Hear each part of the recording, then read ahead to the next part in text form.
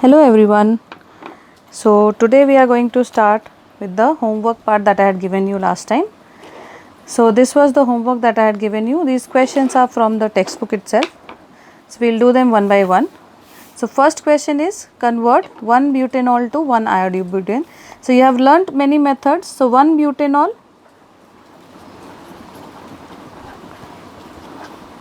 to 1 iodobutane. Okay, the first thing that you are going to do is make the structures. That is very important. If you make the structures, then it will be clear to you what you have to replace, by which group you can replace.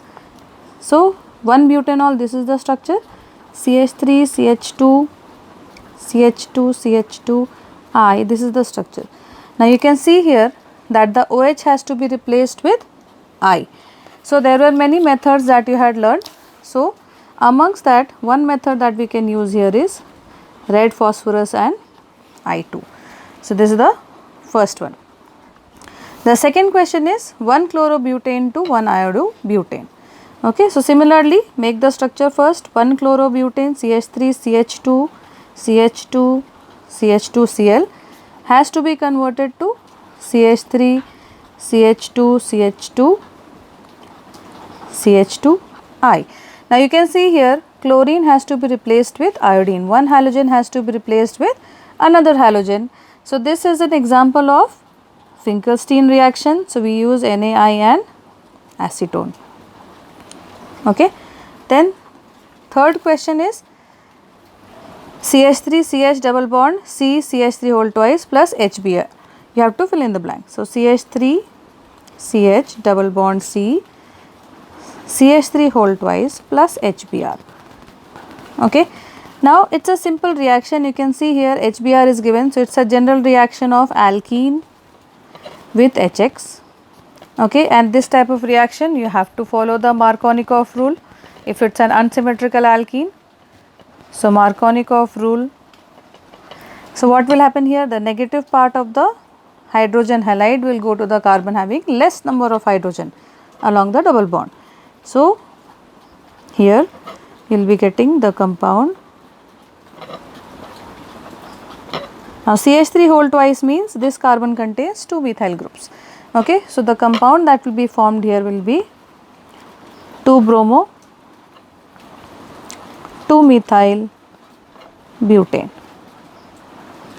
Okay, and the fourth reaction was CH3 CH2 CH double bond CH2 plus HBr in peroxide. So you can see here I have given you two reactions, one with HBr, one with HBr and peroxide, means one is Markovnikov rule and another one is anti-Markovnikov effect. So if we do this reaction in presence of peroxide, then it will follow anti-Markovnikov. I am writing in short anti-MR. Okay. So the product that we will obtain as the major product, that will be this one. Okay. So this will be the major product. Plus along with these you also get the other compounds. So along with this you will get CH3 CH2 CH Br CH3 as the minor product. So 1-bromobutane is the major one and 2-bromobutane is the minor product here. Okay. Similarly in the upper one also you will get the major and minor. So this is major product.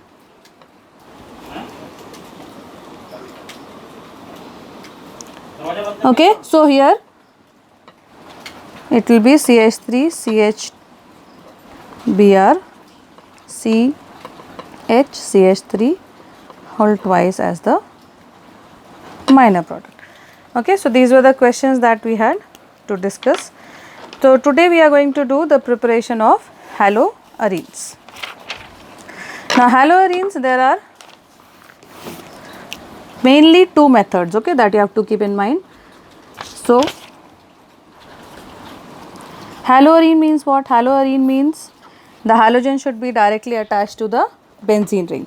Okay, so there are two methods of preparation. First method of preparation is direct halogenation.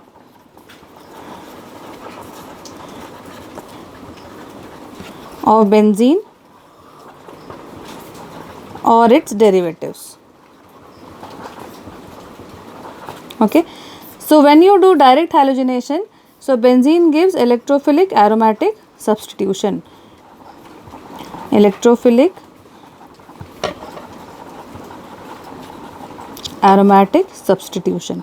That means we need to generate an electrophile during the reaction. So if you do the general reaction, it is benzene plus X2 in presence of any Lewis acid. The Lewis acid that we generally use is FeX3 or AlX3. Okay, here X will be bromine or chlorine. Okay, I'll tell you why we don't use here iodine, and you will get the compound as this, plus byproduct will be HX. Okay, now direct iodination is not possible. The reason is, if you try to do direct iodination, this H plus I2 by the same method, then what happens? You get the byproduct as HI. Okay, this HI is a very strong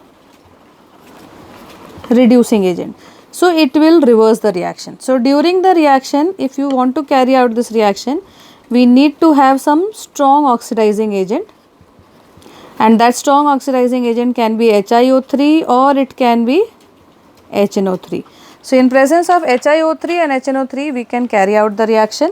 So when we are carrying out the reaction in presence of HiO3 or HNO3, you get iodobenzene plus the HI that is formed, okay, that reacts with the HiO3 or HNO3.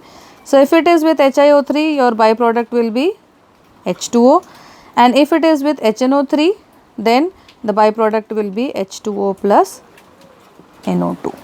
Okay, so this is the method of formation of various haloarenes or halobenzenes, you can say that.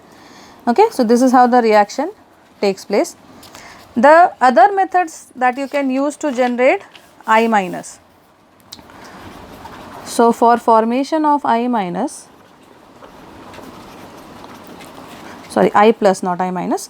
For formation of I plus, that is the electrophile, we can also use a cupric salt like CuCl2 can be used. So it will give you this kind of reaction. So generation of I plus, that is the cationic part is taking place, or I2 plus hydrogen peroxide will give you I plus and 2OH minus, 2I plus and 2OH minus. So these are two other ways of generating the electrophile of iodine. Okay. Then second method that we use is from aniline. Now again, that's an important method. The reason is that the intermediate that you are going to have here, that's an important intermediate. You can use that particular intermediate to form any type of aromatic derivative. So the step that we use here is NaNO2 plus HCl, 0 to 5 degrees Celsius. It gives you N2 plus Cl minus. Now I have taken here HCl, you can take HX also. Okay. So this is aniline. The process is called diazotization, and the compound formed is benzene diazonium chloride. Now this benzene diazonium chloride can be used to form the haloarenes. Now there are two methods here. One method, when you use cuprous salt CuCl2 and HCl, it will give you chlorobenzene plus N2. You are using here, just a moment, you are using here Cu2 Br2 HBr. It gives you bromobenzene and N2. Then for formation of iodobenzene, we use Ki. It gives you iodobenzene plus N2 plus Kx or KCl. And for formation of fluorobenzene, we have HbF4. that gives you fluorobenzene plus HCl plus BF3. Okay, so amongst these, the first two reactions that we have written here, this is Sandmeyer reaction. It's a name process. Okay, besides that, we can also use N2Cl derivative, that is the diazonium salt, to form chloro and bromobenzenes by two other methods, that is if you are using copper with HCl and copper with HBr. This reaction is called Gattermann reaction. Okay, and it is not the same that you have learnt for aldehydes and ketones. So this one is giving you chlorobenzene plus N2, and this will give you bromobenzene plus N2. Okay, now the points that you have to keep in mind here, that Sandmeyer reaction follows free radical mechanism, and Gattermann reaction is electrophilic substitution. Okay, so these two things you have to keep in mind. You can have one example of derivative of benzene, like you are having suppose toluene, and it's given converted into 2-chlorotoluene or 4-chlorotoluene. Okay, then in this similar type of reaction, this is a plus I group. It increases the nucleophilicity of the benzene ring, means it activates the benzene ring by sending the electron density towards the benzene ring. So you can add here Cl2 in presence of FeCl3 or AlCl3 and carry out the reaction.